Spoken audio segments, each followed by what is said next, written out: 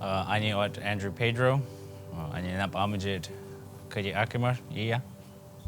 Well, today we are going to start our workshop on shell etching.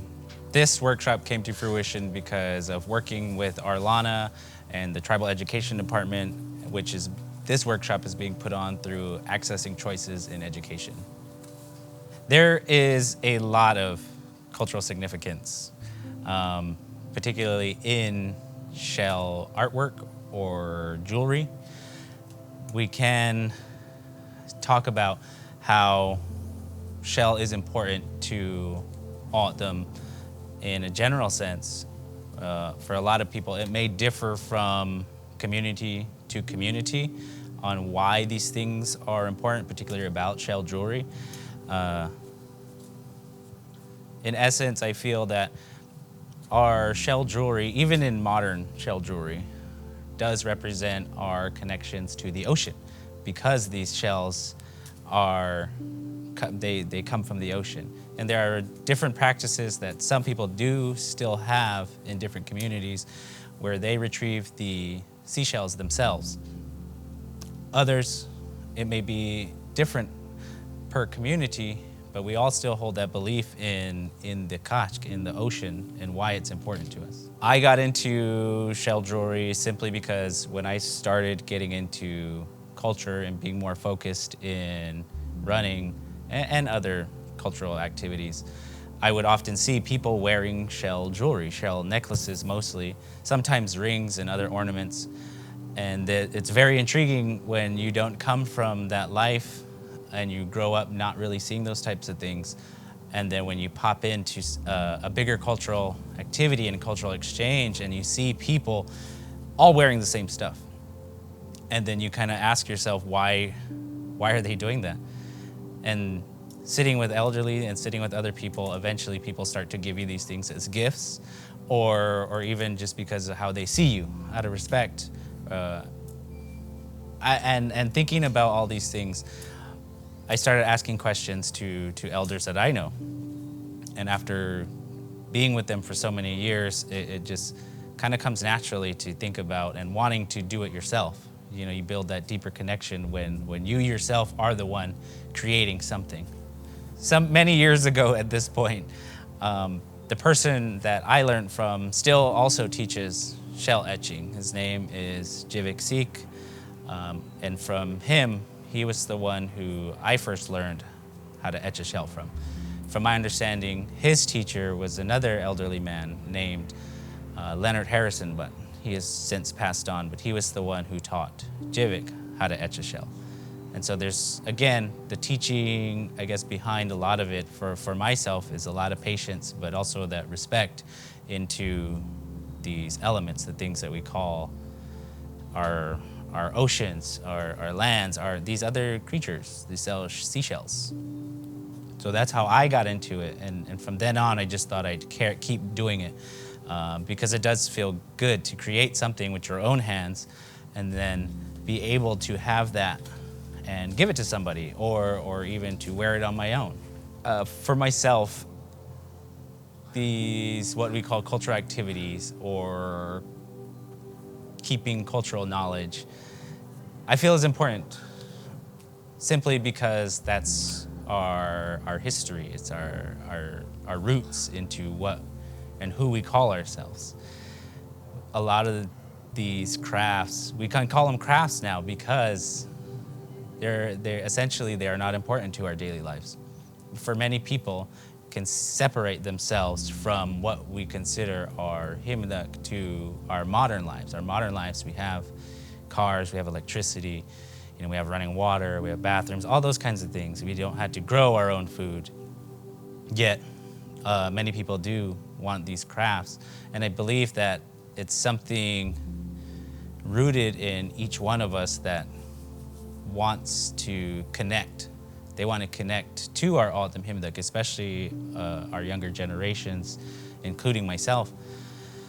And having this idea to continue on cultural activities is getting to know who you are. You are born in O'odham. Whether your life experiences take you on any path, you'll always be an Autumn.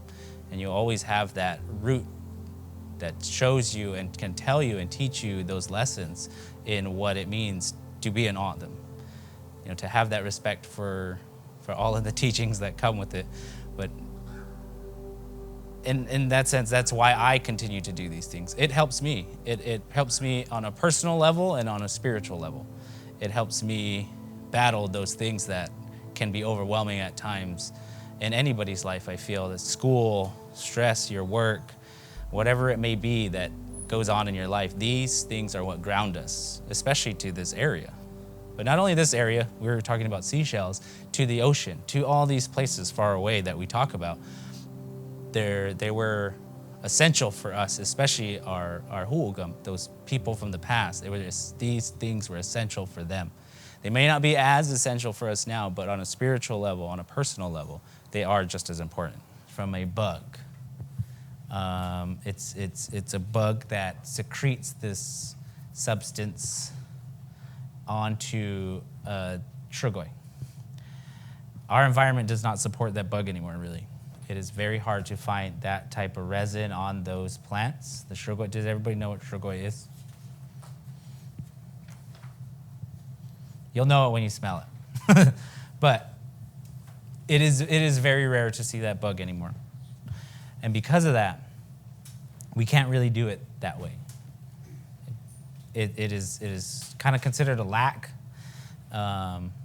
So we don't really do that anymore. Lac is like a resin, which in this case, it's not really a resin. But to mix that mixture, to be able to paint and be that's your protective coating. I'll use somebody's design as an example. So you saw the ones that went around. This is a little hard to see, but can you see this from so far away? This is just a pencil. Pencil's not going to do anything. Pencil's not going to protect it. But what you will do is you will paint a design on here.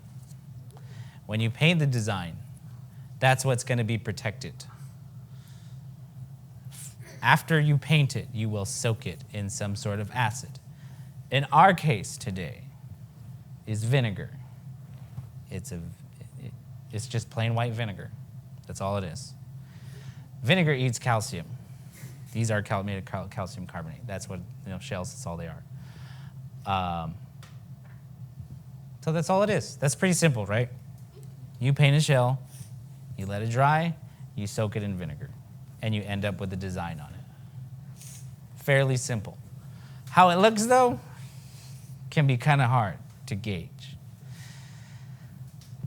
How many of you are familiar with work like painting nails? Colin, you're familiar with painting nails? I saw your hand go up.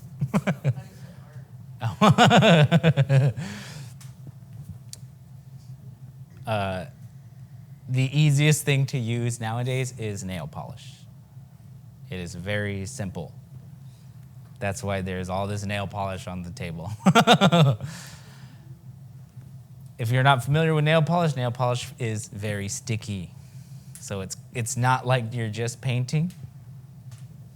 You have to kind of be aware of how it moves, how sticky it is, where it's going to move to when it dries, how it's going to look. These are fairly small, right? They're to paint like a really cool design. I will say my advice is don't be too intricate with your first shell. Give it a general design and try to see how it comes out. I don't think that our autumn himdak is on the verge of disappearing. Now with saying that, I do have to admit that there is undoubtedly an unknown amount of knowledge that has been lost, that we don't know, that the elders who once knew a lot of these practices, whether it's crafts or ceremony and even language, who have taken that with them when they left this world. I do believe that there are pockets of different knowledge that are still kept and that are growing stronger, particularly in songs. There's a lot of singers nowadays. There's a lot of young singers, young people who are interested in learning this these autumn songs from way back when. That's something that I feel is definitely growing in strength and growing in numbers. Stories, people are starting to pay attention to stories. They want storytellings in the wintertime. They want these crafts. They want to know about these shells, these seashells. Whatever it may be, I feel that there is always going to be pockets of our culture that are always going to survive. But it is undoubtedly up to people to want it. They want to pay attention to it. It needs to be for people to be open to learning, but also to teaching. It took myself quite a long time to be comfortable and confident enough to even talk about these things, especially crafts. I may practice these crafts, but in no way would I consider myself a professional or an expert on these things. I just want to share what little knowledge I have. I believe that the best way to preserve this activity would be for these students, these participants, to just talk to their families, talk to their friends about what they experienced, what they learned, what they're told, and what they heard today. Because that gives them the ability to share with people who matter to them, people where they value their opinion, they value that sharing, that time with their families. And I think that's a lot of what's missing through many activities, is our ability to share with each other, to talk to each other on a personal level, for them to understand what we are all going through. And that goes into our emotions and the way we feel about culture, the way we feel about these activities. So not only are we building that connection just through these activities, but you're building that connection at home is the goal. My expectation for this workshop is just for everybody to have fun, to learn something maybe that they have never heard before.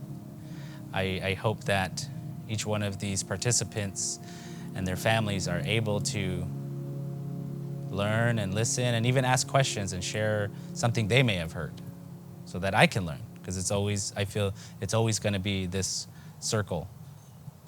As much as I can be a teacher, I always want to be a student myself. If somebody has something to share, they're more than welcome to always share. For anybody interested or curious about these types of workshops, and you find yourself in this place where, this workshop's full, and you kind of feel maybe a little down and thinking that this is why I can't participate, or this is why I never learn, I would say don't wait for the workshops. Go out and talk to people, ask people. Don't be shy. Don't be shy, and it's something that we all have to deal with, and it can be a struggle at times, but getting to know who your people are in your own community. Ask them about these activities, ask them about these shells and anything related to it that you feel is important. You will find some information out there. It can be a rough time. It can be, you may have difficult experiences with people, but again, how I was raised to deal with those kind of situations is that it makes you stronger. You learn a lesson through anything, good or bad. So don't wait for the workshops. Go out and seek them. If you are able to attend a workshop, by all means do it. I'm sure there'll be somebody there to help you along the way and to guide you. But that doesn't mean the workshops are the only thing. There's always going to be people out there who want to help, who often aren't at the workshops. The workshops are one event throughout the whole year, or however many years, but these things are going to continue on. So go out for yourself. You do have to do the hard work.